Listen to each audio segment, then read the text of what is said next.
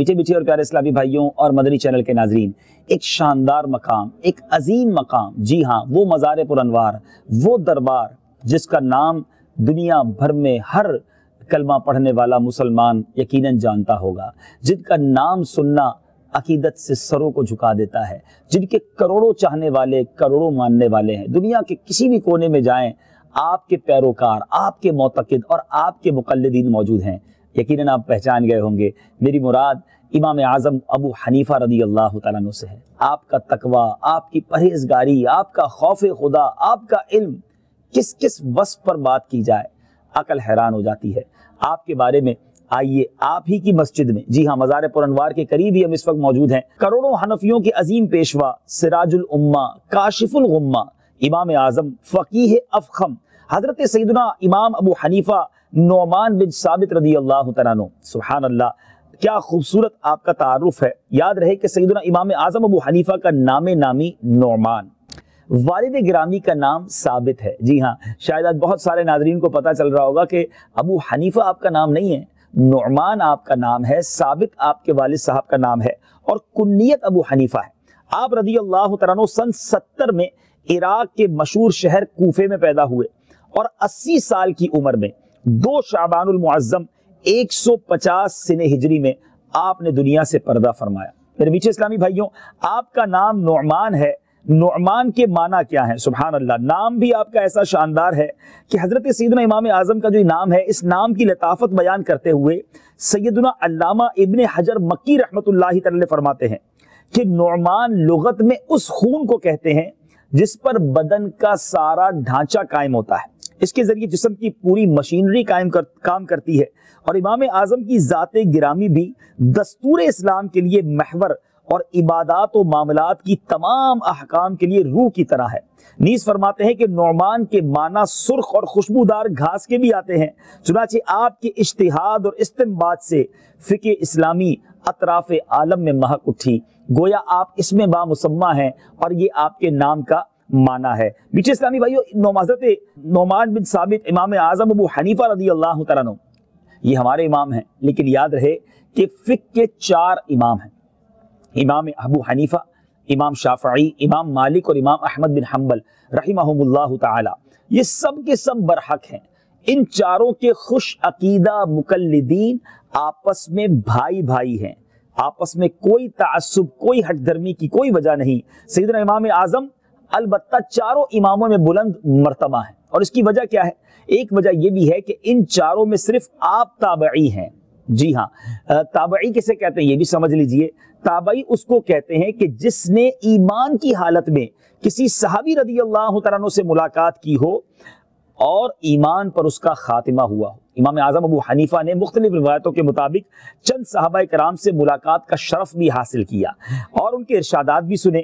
حضرت سیدنا واصلہ بن اسقا رضی اللہ تعالیٰ عنہ سے سن کر امام اعظم ابو حنیفہ رضی اللہ تعالیٰ عنہ نے یہ روایت بیان فرمائی ہے کہ اللہ کے حبیب، حبیب لبیب، طبیبوں کے طبیب صلی اللہ تعالیٰ علیہ وسلم کا فرمان عبرت نشان ہے، اپنے بھائی کی شماتت نہ کر، یعنی اس کی مصیبت پر اظہار مسرت نہ کر کہ اللہ عز و جل اس پر رحم کرے گا اور تجھے اس پہ مبتلا کر دے گا۔ یہ حدیث واقعی ڈرانے والی ہے۔ شماتت کسے کہتے ہیں؟ کہ کسی کی مصیبت میں خوش ہونا، کسی کی تکلیف میں راضی رہنا۔ کتنا برا ہے وہ شخص جو کسی مسلمان کی تکلیف دیکھ کر خوش ہوتا ہے۔ مسلمان تو بھائی بھائی ہے نا، کسی کی تکلیف پہ ہمیں بھی تکلیف ہونی چاہیے، ہمیں اس کا ساتھی اور غم گسار بننا چاہیے۔ لیکن کچھ لوگ ہوتے ہیں جو دل میں بغض پال کر بیٹھتے ہیں اور کسی کی تکلیف پر خوش ہوتے ہیں۔ اللہ مجھے بھی اور آپ کو بھی قلب سلیم عطا فرمائے، لوگوں کے لیے اچھا سوچنے والا دل عطا فرمائے۔ تو بہرحال میرے میٹھے اسلامی بھائیوں، حضرت امام اعظم ابو حنیفہ رضی اللہ تعالیٰ عنہ، آئے ہائے، آپ کی سیرت اتنی شاندار ہے اور اتنی، جس کو آپ کہیں کہ اس کی جہتیں ہیں کہ عقل حیران ہو جاتی ہے۔ آپ نے اپنی زندگی میں 55 بار حج کیا، ذرا غور کیجئے، 55 حج کیے۔ جب آخری بار حج کی سعادت حاصل کی تو خدام کعبہ شریف نے آپ کی خواہش پر باب الکعبہ کھول دیا۔ آپ بڑی عجز و نیاز کے ساتھ، عاجزی انکساری کے ساتھ بیت اللہ کے دونوں ستونوں کے درمیان کھڑے ہوئے، نوافل پڑھنا شروع کیے۔ کتنی نوافل میں کتنا قرآن پڑھا؟ آپ نے 2 رکعت کے اندر پورا قرآن ختم کر لیا۔ کعبے کے اندر کھڑے ہو کر 2 رکعتوں میں پورا قرآن پاک ختم کیا، پھر دیر تک رو رو کر مناجات کرتے رہے، آپ دعا میں تھے کہ بیت اللہ کے ایک گوشے سے، ایک کونے سے آواز آئی، تم نے اچھی طرح ہماری پہچان حاصل کی اور خلوص کے ساتھ خدمت کی، ہم نے تم کو بخشا اور قیامت تک جو تمہارے مذہب پر ہوگا یعنی تمہاری تقلید کرے گا اس کو بھی بخش دیا۔ اے حنفیوں تمہیں مبارک ہو، کیا بات ہے، بزرگوں کی نسبت کا یہی فائدہ ہے۔ ہم جیسے بھی نکمے ہوں، خطا کار ہوں، اللہ ان اچھوں کے صدقے ضرور ہم پر بھی کرم فرمائے گا۔ اے میرے بیچ اسلامی بھائیو، کتنے خوش نصیب ہیں جو حنفی ہیں، جن کے ہاتھوں میں امام اعظم ابو حنیفہ رضی اللہ تعالیٰ عنہ کا دامن کرم آیا ہے۔ کیا خوبصورت منقبت کے اشعار ہیں۔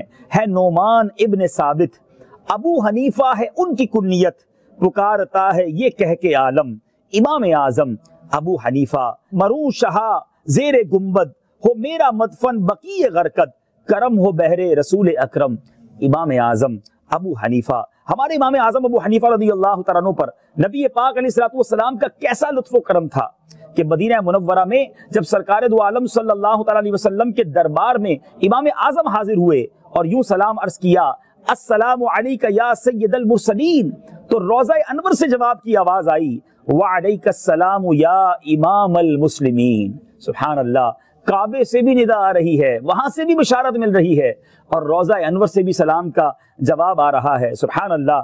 سیدنا امام اعظم ابو حنیفہ نے جب تحصیل علم سے فراغت حاصل کر لی تو گوشہ نشینی اختیار فرمائی۔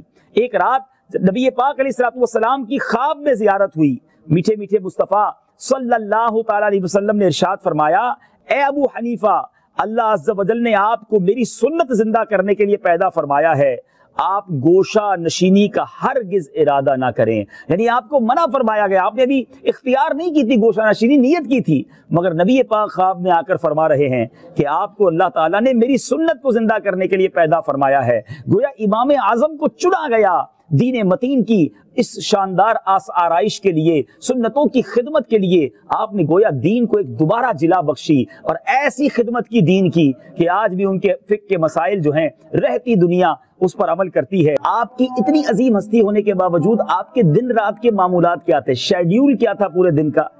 میٹھے اسلامی بھائیوں، حضرت سیدنا مسعر بن کدام رحمت اللہ تعالی علیہ فرماتے ہیں کہ میں امام اعظم ابو حنیفہ کی مسجد میں حاضر ہوا، ہو سکتا ہے کہ یہی وہ مقام ہو جہاں یہ مبارک مسجد ہو۔ کہتے دیکھا کہ نماز فجر ادا کرنے کے بعد آپ لوگوں کو سارا دن علم دین پڑھاتے رہتے، اس دوران صرف نمازوں کے وقفے ہوتے، بعد نماز عشاء اپنی دولت سرا یعنی پھر مکان شریف پر تشریف لے گئے، تھوڑی دیر کے بعد سادہ لباس میں ملبوس خوب عطر لگا کر اپنا نورانی چہرہ چمکاتے ہوئے پھر آ کر مسجد کے کونے میں نوافل میں مشغول ہو گئے، یہاں تک کہ صبح صادق ہو گئی۔ کہتے اب مکان پر تشریف لے گئے، پھر لباس تبدیل کیا، واپس آئے اور نماز فجر ادا کرنے کے بعد گزشتہ کل کی طرح عشاء تک تدریس میں مصروف ہو گئے۔ میں نے سوچا کہ آپ بہت تھک گئے ہوں گے، آج تو ضرور آرام کریں گے، مگر دوسری رات بھی یہی معمول رہا، تیسرا دن اور رات بھی اسی طرح گزر گئی۔ میں بے حد متاثر ہوا اور میں نے نیت کر لی کہ ساری زندگی ان کی خدمت میں رہوں گا، چنانچہ میں نے ان کی مسجد ہی میں مستقل قیام اختیار کر لیا۔ میں نے اپنی مدت قیام میں امام اعظم کو کبھی دن میں بے روزہ اور رات کو کبھی عبادت و نوافل سے غافل نہیں دیکھا۔ میٹھے میٹھے اسلامی بھائیوں، حنفی تو ہم ہیں، مگر یہ کیسے لوگ تھے کہ پورا دن تدریس اور علم میں مصروف اور رات اللہ کی عبادت میں مصروف۔ اللہ غنی۔ میٹھے اسلامی بھائیوں، امام اعظم ابو حنیفہ کے یہ جو خادم بنے مسعر بن کدام، یہ ایسے خوش نصیب تھے کہ ان کی وفات بھی امام اعظم کی مسجد میں سجدے ہی کی حالت میں ہوئی۔ امام اعظم کا قرب ملا نا، اللہ نے موت بھی کیسی عطا کی۔ امام اعظم کے بارے میں آتا ہے کہ آپ نے مسلسل 30 سال روزے رکھے، 30 سال تک ایک رکعت میں قرآن پاک ختم کرتے رہے، 40 بلکہ 45 سال تک عشاء کے وضو سے فجر کی نماز ادا کی۔ جس مقام پر آپ کی وفات ہوئی، ذرا غور کیجئے گا، جس مقام پر امام اعظم کا انتقال ہوا اس مقام پر آپ نے 7000 بار قرآن پاک ختم کیا۔ حضرت سیدنا عبداللہ بن مبارک کے سامنے امام اعظم پر کسی نے اعتراض کیا تو آپ نے فرمایا، کیا تم ایسے شخص پر اعتراض کرتے ہو جس نے 45 سال تک 5 نمازیں ایک ہی وضو سے ادا کی اور وہ ایک رکعت میں پورا قرآن کریم ختم کر لیتے تھے، اور میرے پاس جو فقہ ہے وہ میں نے انہی سے سیکھا ہے۔ اے میرے بیچ اسلامی بھائیوں، یہ مرتبہ ہے امام اعظم کا۔ بلکہ آپ کے بارے میں آتا ہے کہ آپ پہلے ساری رات عبادت نہیں کرتے تھے، آپ کے بارے میں کسی نے کہہ دیا کہ یہ تو ساری رات عبادت کرتے ہیں، تو آپ نے فرمایا کہ لوگوں کے حسن زن کی لاج رکھنے کے لیے کہ لوگ مجھے یہ سمجھتے ہیں میں ساری رات عبادت کرتا ہوں، ساری رات عبادت کرنے لگ گئے. ہم تو جھوٹی تعریفوں پر خوش ہونے والے ہیں. اے میرے بیچ اسلامی بھائیوں ذرا غور کیجئے, ایک وہ لوگ تھے جو لوگ حسن ظن رکھتے تو اس سے اچھا بن جایا کرتے. اللہ امام اعظم کے صدقے ہمیں بھی عبادتوں کا جذبہ عطا فرمائے, نمازوں کا, تلاوت قرآن کا جذبہ عطا فرمائے. آپ تاجر بھی تھے اور آپ جو ہے وہ لوگوں کو قرض بھی دیا کرتے تھے, مگر کیا شاندار انداز تھا. ایک بار آپ کہیں جا رہے تھے تو کوئی شخص آپ کو دیکھ کر چھپ گیا, تو آپ نے کہا کہ کیوں چھپ گئے؟ تو کہا آپ سے قرض لیا تھا, آپ کی شرم میں وہ چھپ گیا ہے. تو آپ نے فرمایا کہ میری وجہ سے اللہ کا کوئی بندہ مجھ سے چھپ جائے, ڈر جائے, اس بنا پر آپ نے اللہ کی رضا کے لیے اپنا قرضہ ہی معاف کر دیا. ذرا غور کریں میٹھے اسلام, کیسا خیر خواہی کا جذبہ ہے. سبحان اللہ. آپ کے بارے میں ایک اور بڑی شاندار روایت ملتی ہے. امام فخر الدین رازی علیہ رحمۃ اللہ الہادی فرماتے ہیں کہ امام اعظم نے ایک مجوسی کو قرض دیا ہوا تھا اور قرضہ وصول کرنے کے لیے اس کے یہاں تشریف لے گئے. اتفاق سے اس کے مکان کے قریب آپ کی جوتی مبارک, آپ کے نالے پاک پر کیچڑ لگ گئی. اب کیچڑ چھڑانے کے لیے آپ نے جب کیچڑ دیوار سے اپنی چپل کو رگڑا تو کچھ کیچڑ اس مجوسی کی دیوار پر بھی لگ گیا. تو آپ نے دروازہ کھٹکھٹایا, وہ مجوسی باہر آیا. تو مجوسی نے باہر آ کر قرض کی ادائیگی میں ٹائم مانگنا شروع کر دیا کہ حضور کچھ وقت دے دیں, کچھ دنوں بعد قرضہ دے دوں گا.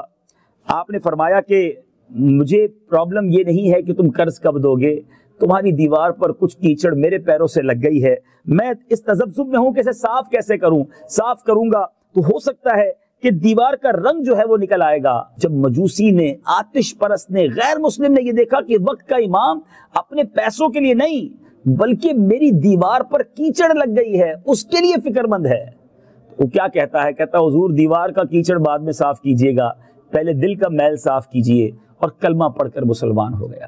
اے میرے بیچ اسلامی بھائیوں, میں اور آپ غور کریں کہ آج نہ جانے لوگوں کی دیواروں پر پوسٹرز لگا رہے ہوتے ہیں, لکھائی کر رہے ہوتے ہیں, کسی کی دیوار خراب کر رہے ہوتے ہیں, چلتے چلتے کسی کی گاڑی پر اسکریچ ڈال دیتے ہیں.